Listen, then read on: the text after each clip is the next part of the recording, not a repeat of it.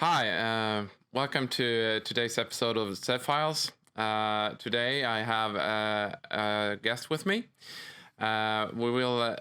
I will soon let him introduce himself, but I will first just mention the topic for today.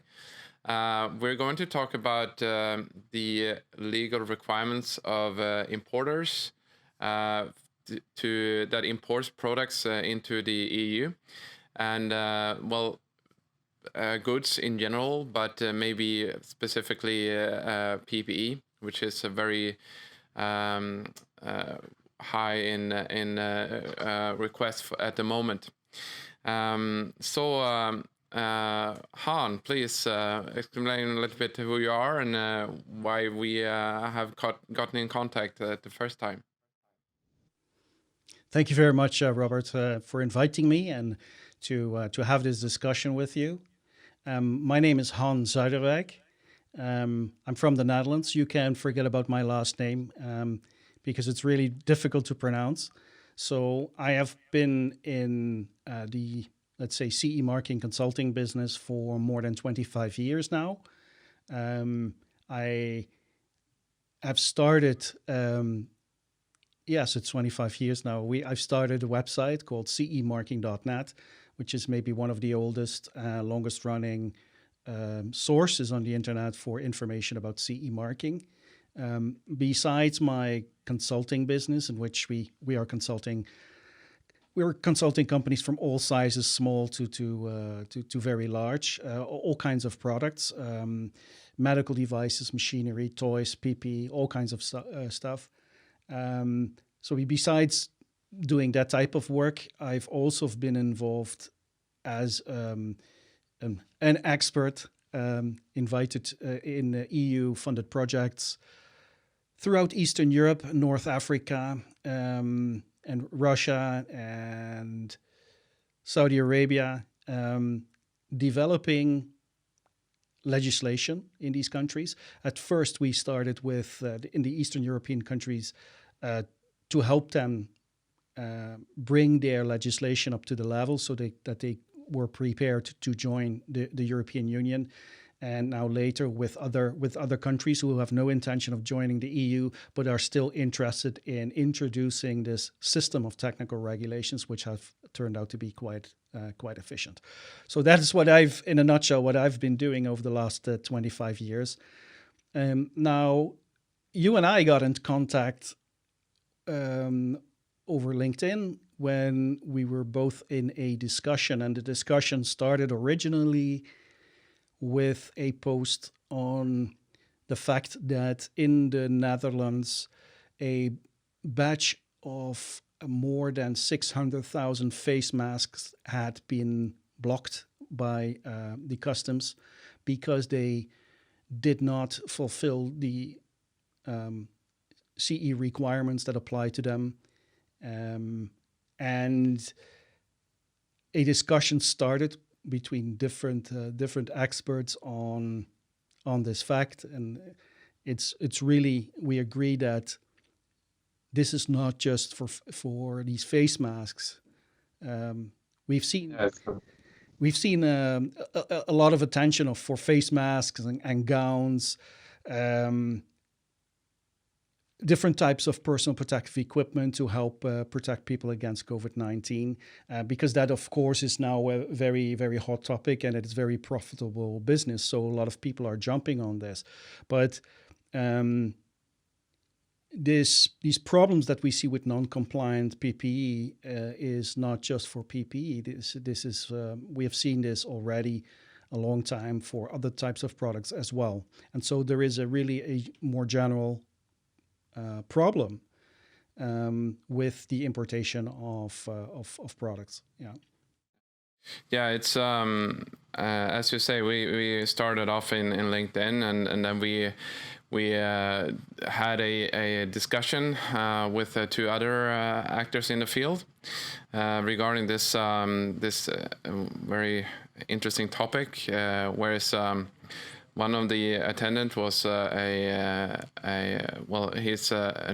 maybe you can just explain better who know him better than I do. But he's working a lot with imports.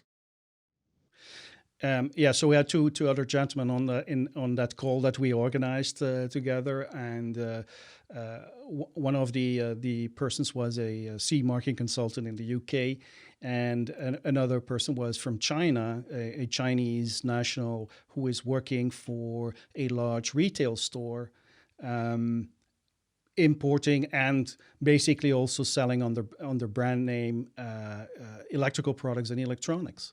And so we had a discussion about really trying to find out what is going on here. And I think you agree that one of the interesting things that came up during that discussion is that, in principle, we have the wrong idea, and maybe also the European directives and regulations have the wrong idea about actually what is a fact in China. So the regulations, and we as experts often we say it's the manufacturer's responsibility to make sure that the products comply. He has to ensure the products comply. Yeah, that's the basics of the CE marking as we know it here in the EU, basically. Right. This implies that the manufacturer knows about the requirements. Yeah, and in that discussion, we found out is that in this case, the Chinese manufacturers, because it was a Chinese national who was explaining this to us, the Chinese manufacturers seldomly know what the requirements in Europe are.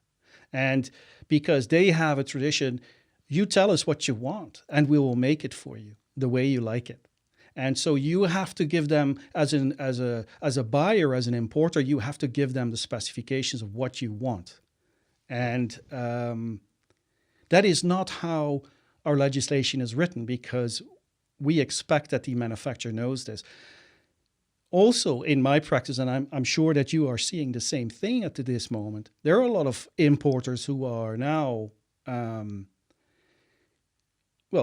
they have seen that batches are held by customs or maybe even recalled. And so they want to understand what the requirements are.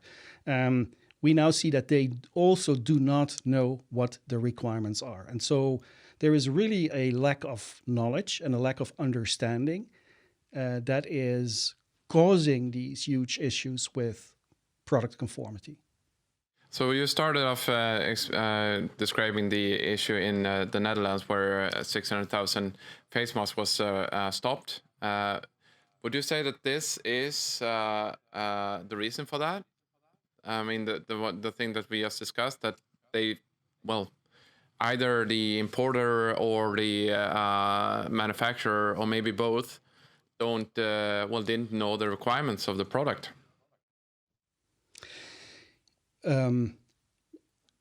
I see a lot of different scenarios here. I see maybe the most positive scenario would be that there is a lack of understanding. It's just not realizing that there are requirements that have to be fulfilled. But we also see situations where the manufacturers or even the importers, they understand that they have to comply with the regulations, but they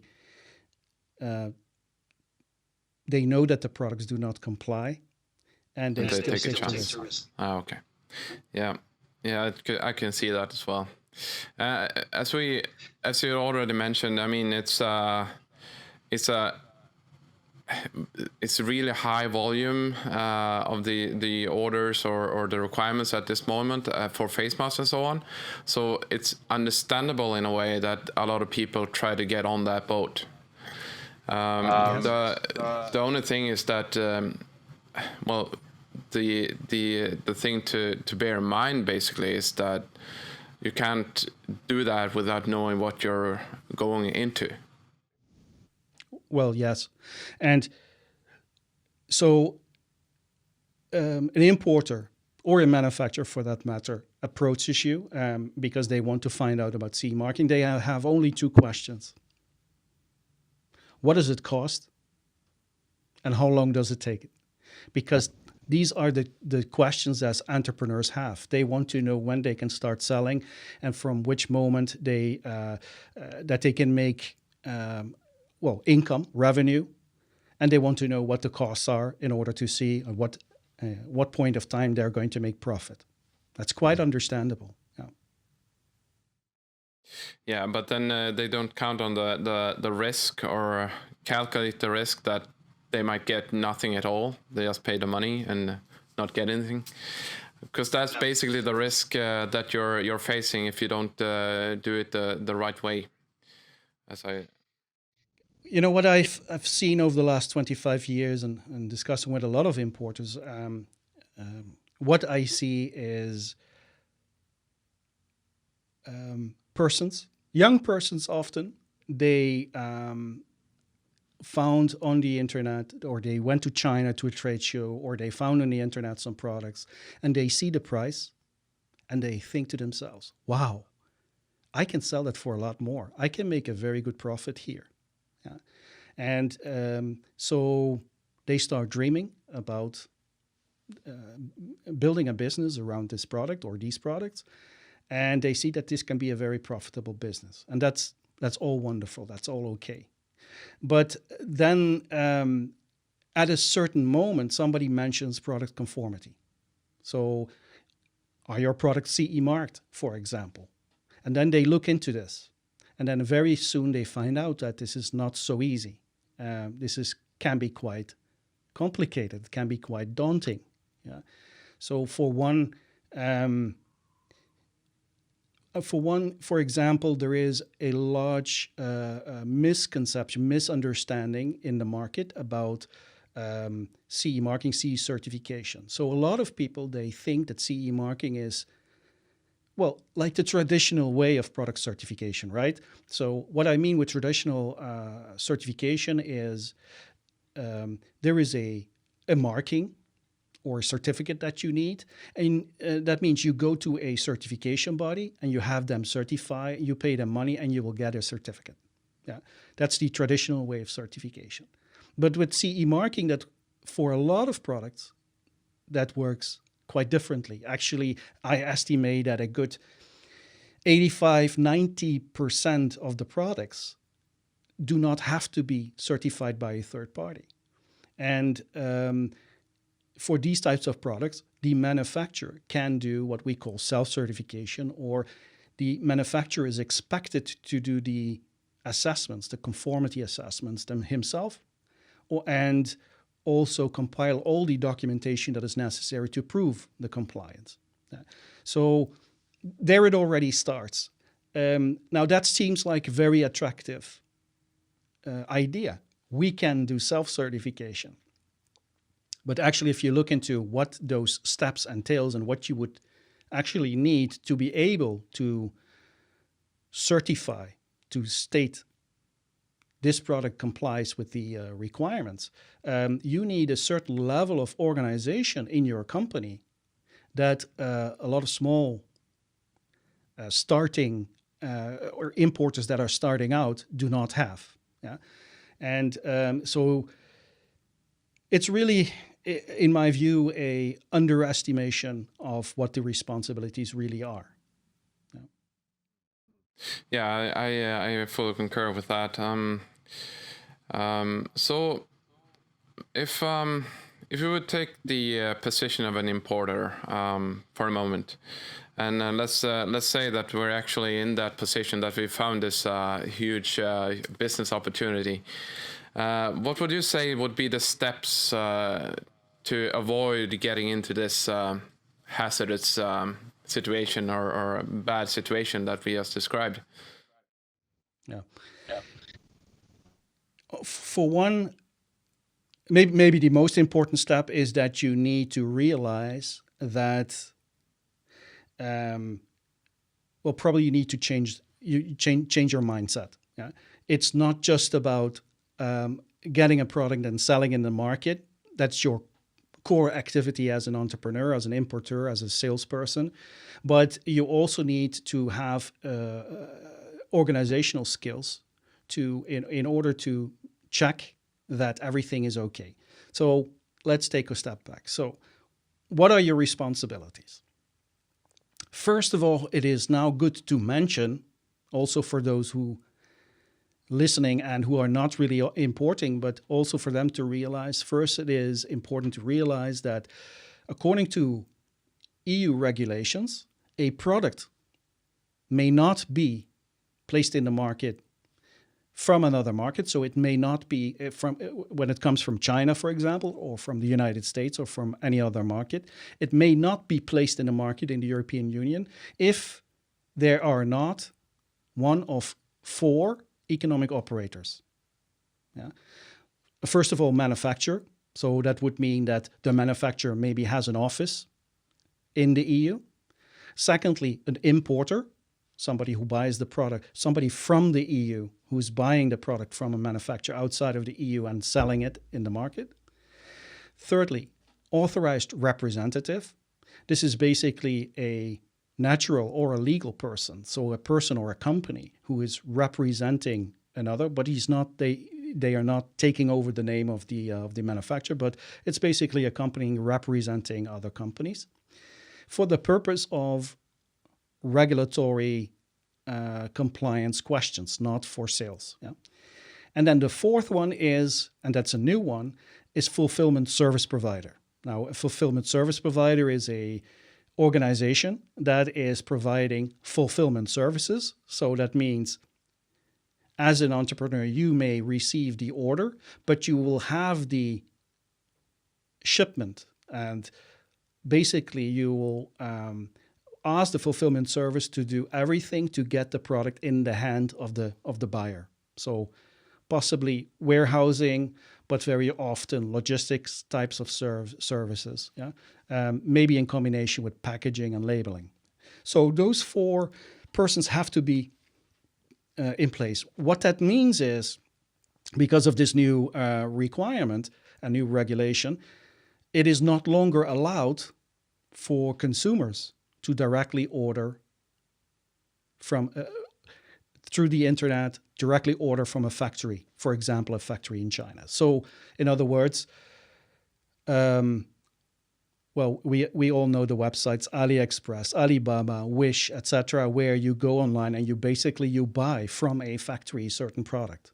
Now, I can still do that because the internet is free and I can go there. But now it's for that package to receive you, there has to be one of those 4 economic operators that we discussed. And typically, those Chinese factories do not have either of those 4 economic operators. So in that case, the parcel could get stuck in customs because it does not fulfill that requirement.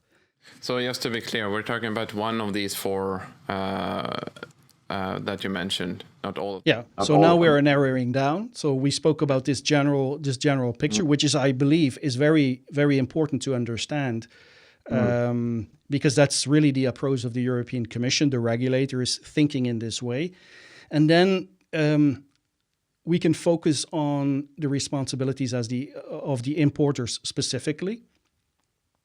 Now, when you are reading the regulations or the directives, and which I typically do not recommend unless you are suffering from insomnia, because it's really, really boring stuff, and it's very often very difficult to read. But when you read it, you will find section there that describes the responsibilities of the economic operators. And it starts with the manufacturer. The manufacturer is basically responsible to ensure the compliance of the product, and he has to make a technical file that will help him to prove that the product complies. Yeah. And if we then look at the importer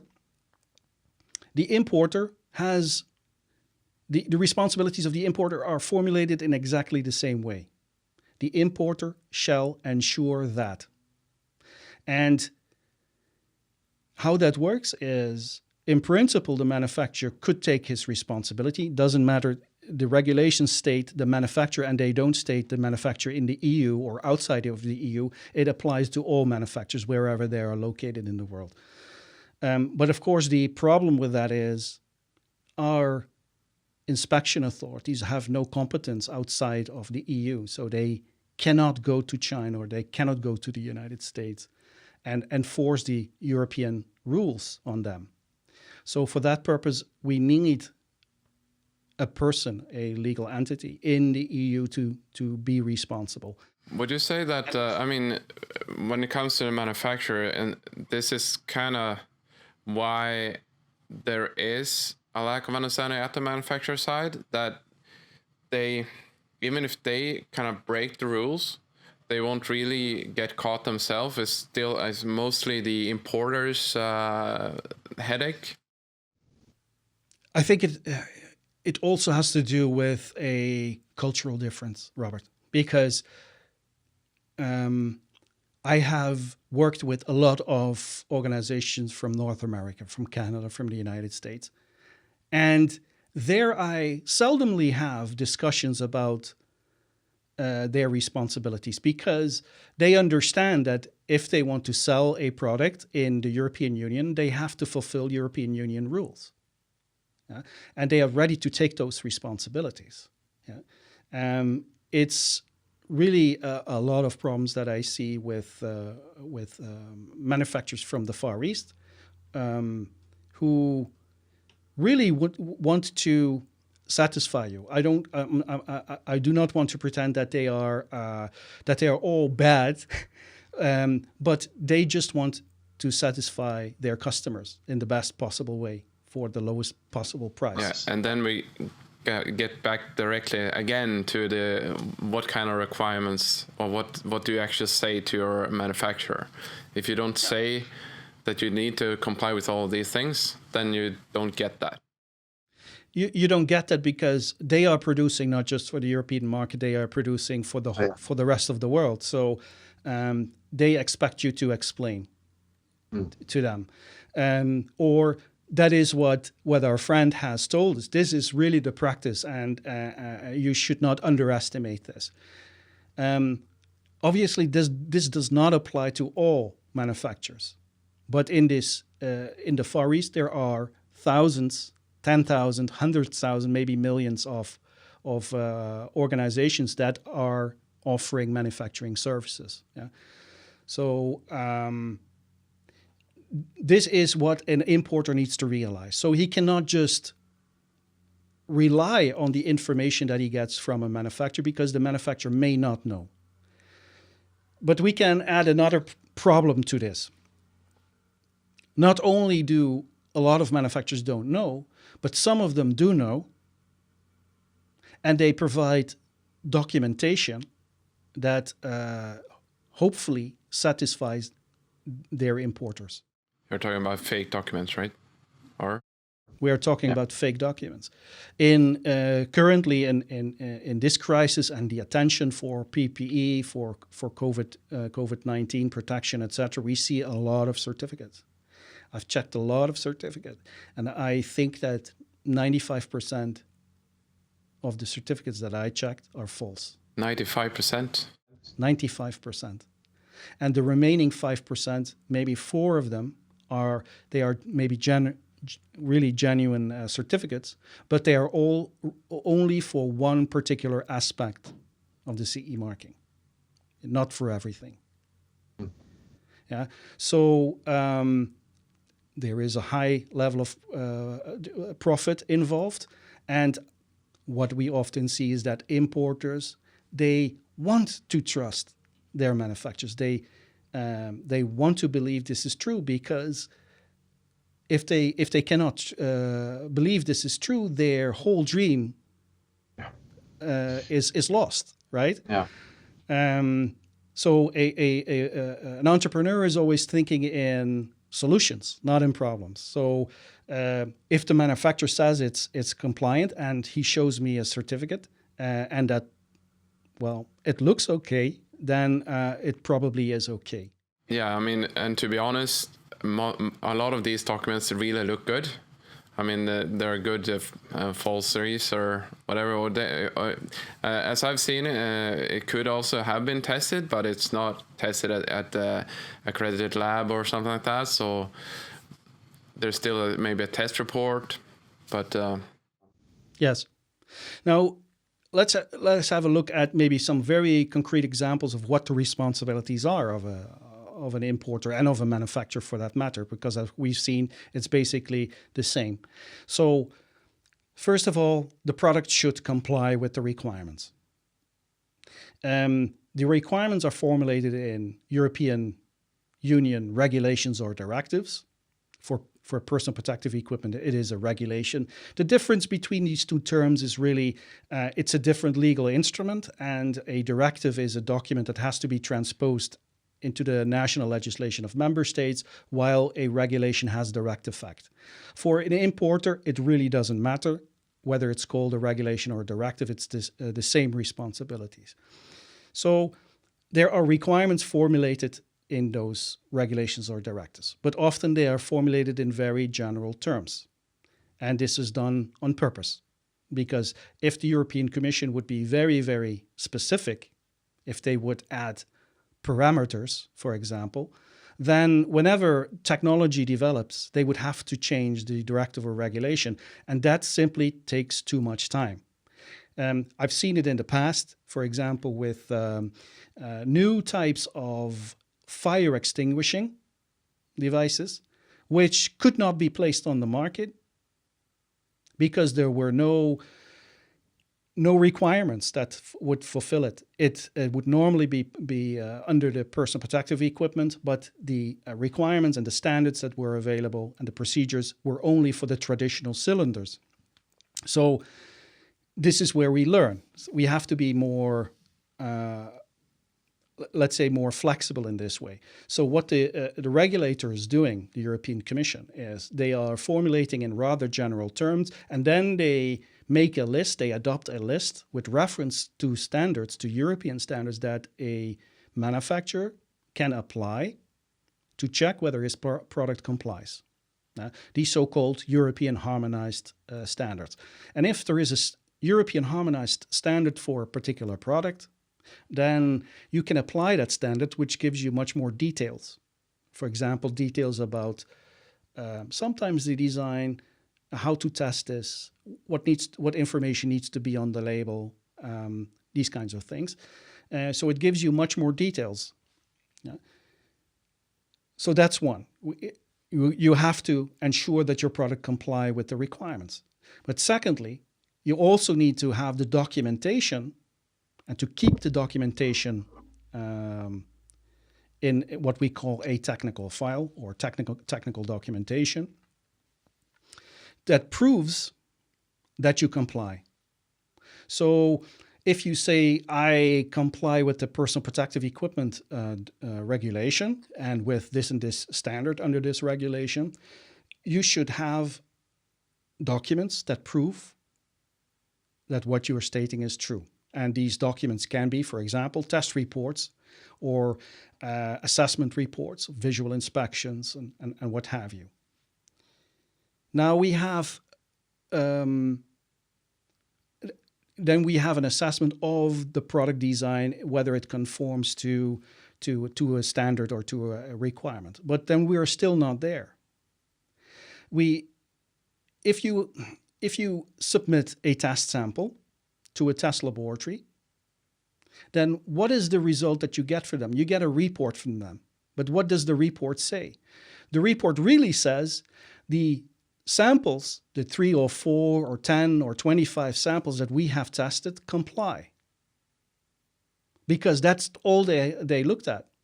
Now it is your responsibility as a manufacturer, and therefore also as an importer, to make sure that the rest of the production also complies. Yeah, I mean, the test was just for one moment in history. Now we're talking about the entire length of the supply. Exactly. And so you have to prove that those other productions and in time, after several months or several years, the other products still comply. And for that, you need to have a kind of system in place. Yeah. So the European regulator does not force a system on you. You are free to choose. So you can maybe, if you have a small production with small batches of products, you can say, we will check every single unit. Yeah. But if you have huge production, like face mask, millions and millions, you cannot check every unit. It would be too costly. So there are other ways of checking this. For example, taking statistical significant samples, or or maybe to create a quality management system that ensures that the production is of a consistent quality. Now, you mentioned also something very, very relevant here: over time. One of the issues that we see a lot, and maybe you can confirm, is the first batch that is sent from the Far East to Europe to the importer is of excellent quality. But then the second container comes. Are the products still the same? And I mentioned this for a reason, because what we see a lot of problems are that all of a sudden the batches, they start to be of a different quality. So I can mention one particular example where I was working with a client that was making a kind of, let's say, LED lights for displaying your photographs in a nice way. And so he ordered from the manufacturer, and he got everything was okay. He got the test reports, everything was okay. But then he sent a new batch, and there was a different adapter, power adapter. Oh. And of this new power adapter, there was no compliance documentation whatsoever. And so what happens, and this is good for the audience to realize, is what happens is at that moment you have a gap in your technical file. You may have had a certificate that was for a certain configuration of product, but if the configuration has changed, you now have a gap in your technical documentation. Yeah. Now, the final steps are really of responsibilities are, most directives, regulations require the manufacturer to include safety information or instructions, so either on the label or in a separate leaflet. So specific information to be added to the label or in the instruction for use. So that is typically a requirement. And finally, signing a declaration of conformity and affixing the CE marking and possibly other marks that apply. So these are really all the steps that you typically have to take. And the problem is not so much with the labeling, although there are typically some questions. Maybe we can discuss a little bit about it. But it's where most of the problems are is that the compliance documentation that you receive from your manufacturer is not accurate, maybe just plain false. And secondly, is that the consistency of the quality of the products that you receive is going up and down. It's going all over the place. So today you have a very, very, a perfect a product, but the next batch, it is a different quality. Yeah, and as you say, then the first batch is compliant. You got everything in order. And then the second batch looks different, not compliant anymore. So that's really an important thing to consider, and this is the responsibility of you. It's the authorities in Europe are not going to China or to the US or wherever the manufacturer is located. They don't have to. They have no jurisdiction there. They are not. It's not in their jurisdiction, so they have no competence there. The only thing that they need to do is just find the importer, and that's easy because the name and the address of the importer needs to be on the product, so it's very clear who the importer is, and they will, basically they will start asking questions. And maybe one of the first questions they often ask is, "Can you please provide us a declaration of conformity?" Possibly in combination with, "Can you provide us with specific files from the technical file?" And I mean, if you get that question of please provide the technical file, and you start at that point to start asking the supplier or the manufacturer, then you could be in a bit of a trouble. I'm thinking that to be proactive, to get the technical file in your hands before you need to have it more or less.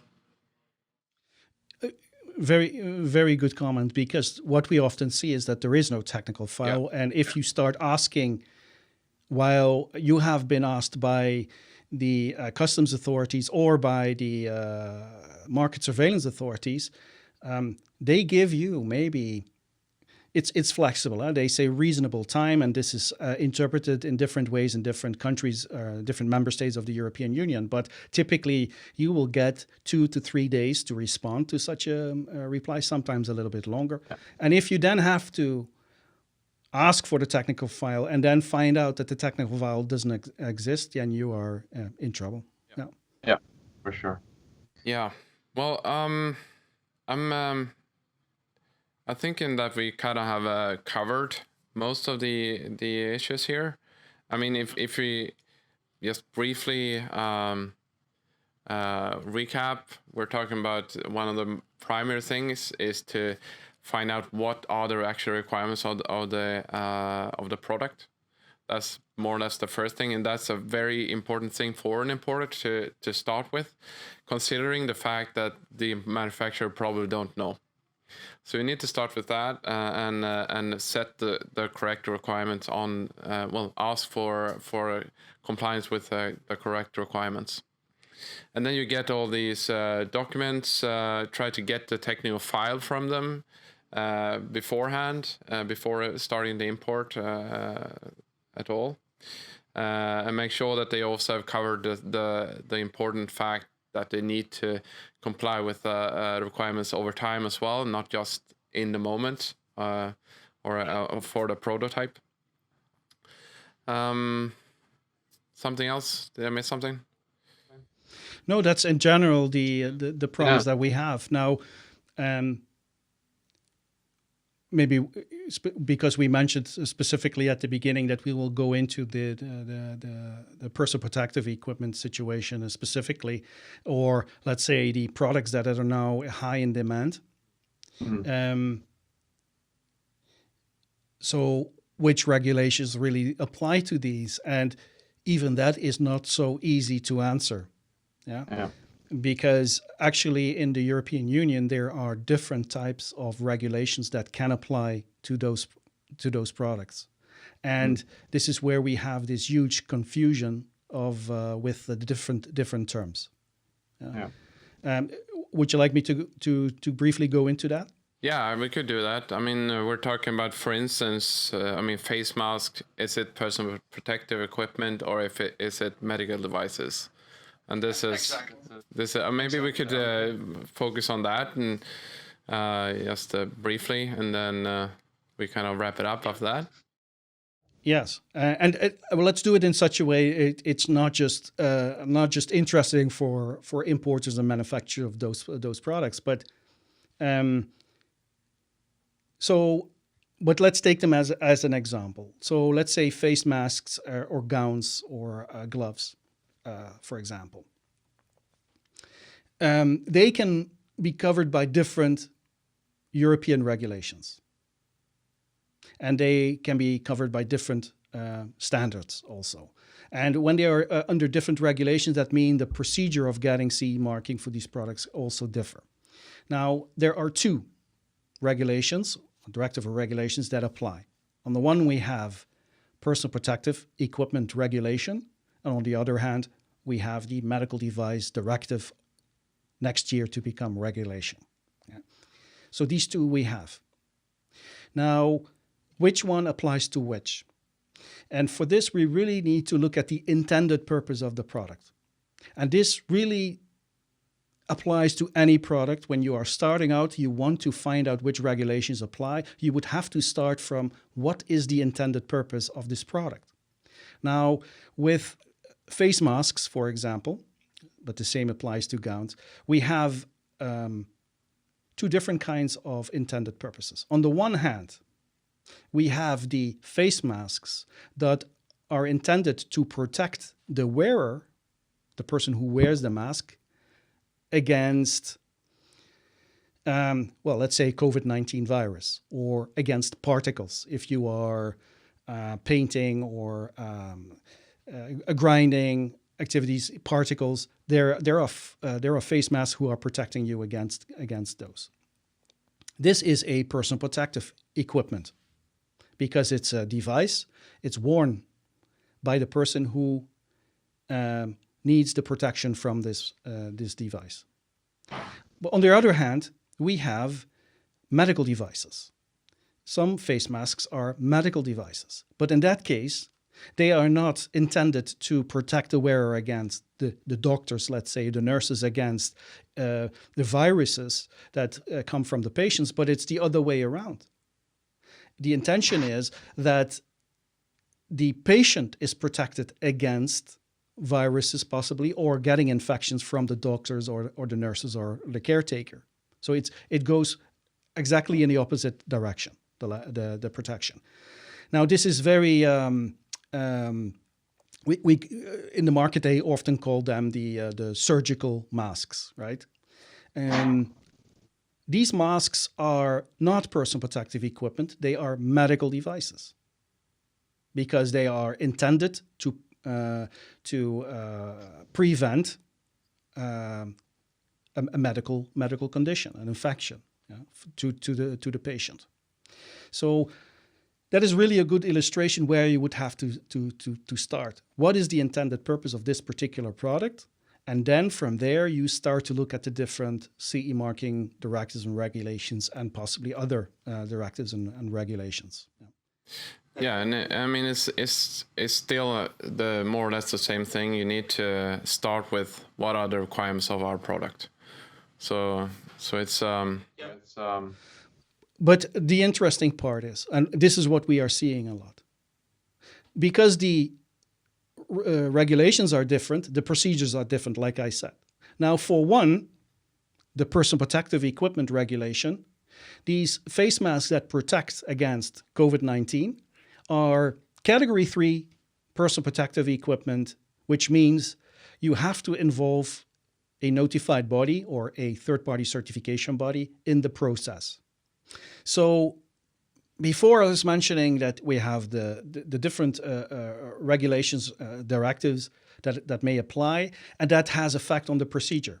So for example, for the face masks that protect, that are personal protective equipment, the face masks for COVID-19, these are Category 3 personal protective equipment under the regulation. And that means that you have to involve a notified body or a third-party certification body in the conformity assessment procedure. So you need a certificate. You need a certificate of conformity in order to complete your files. Now, for medical devices, the surgical masks that doctors wear to prevent infecting a patient, so to speak, these are medical devices Class 1. For medical device Class 1 under the Medical Device Directive and regulation, it means that when they are supplied not sterile, which a lot of surgical masks are, then you do not require to involve a notified body or certification body. Now, what a lot of importers and manufacturers are thinking is, if we can avoid using a notified body or certification body, that's certainly going to make the process cheaper and faster. So let's sell them as medical devices. Yeah.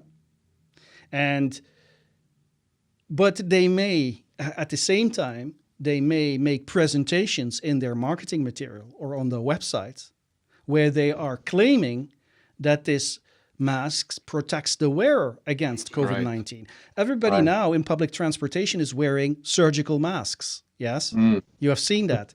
And we know that these masks do not protect the wearer against COVID-19.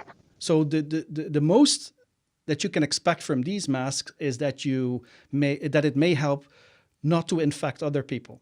Yeah. So that is also what importers who are new in this business, they have to realize.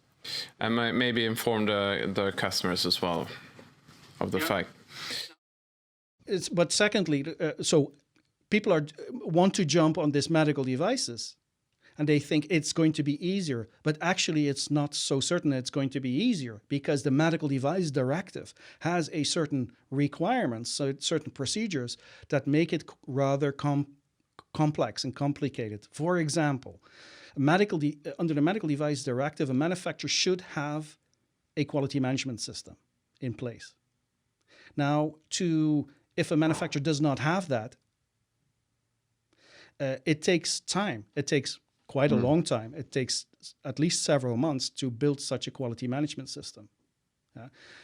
Also, he needs to have clinical data.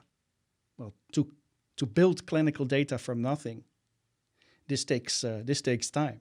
So the choice to move away from personal protective equipment to medical devices, under the idea it will be easier for us, maybe at the end of the day not true. Yeah. Well, I think that I really like that. We'll go into that as well. I mean, again, we're talking about knowing what the requirements are of the product. I'm thinking that's often where we start. And as you say as well, if you market it in a way, well, you need to consider how you market the product as well. I mean, as you mentioned, is it personal protective equipment or is it medical device when it comes to face masks? Well, if you say on the one hand that it protects the wearer, then it should actually indeed be a personal protective equipment, which is a different scenario than going for the medical device. So it's really important to understand this. I'm thinking that we are about to wrap it up. Do you have any last say or last minute advice to the listeners? I think that we've covered everything, more or less. Yeah. I try to be general so it can be interesting for people with all kinds of products. In principle, the same things apply, irrespective of what products that you are selling. Look into the requirements, and yes, this requires a little bit of effort, but what we have seen over the years is that it pays off, and it's probably cheaper to invest some time in knowledge than to go to a test laboratory or to a certification body, because a lot of companies that just go to a test laboratory certification company, they really do not familiarize themselves with the requirements. And so they still, in the next, for a next project, for a next product, they still rely on external people. So invest in some knowledge. There are very good information sources now available. CEmarking.net, for instance. For example, and there are good consultants that can help you. But even then, always with the idea, I want to build this knowledge within my own organization, because if you are building a business that is intended to last, to stay, if you want to really build a company, then this is like you are looking into financial requirements, accounting, how to set up your company, your liabilities.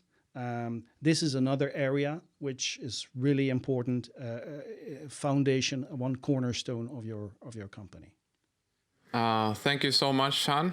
I really appreciated you coming to the set files, and I'm sure we'll talk again in other topics further down the line. It will be my pleasure. Thank you very much, Robert. It was a pleasure. And if anybody has questions, just hit me up on Twitter at CEmarking, or through the website. Yeah, I'll link your contact details as well, so the listeners can find you easily. All right, thank you so much, Han, and have a good day. You too. Cheers. Bye-bye.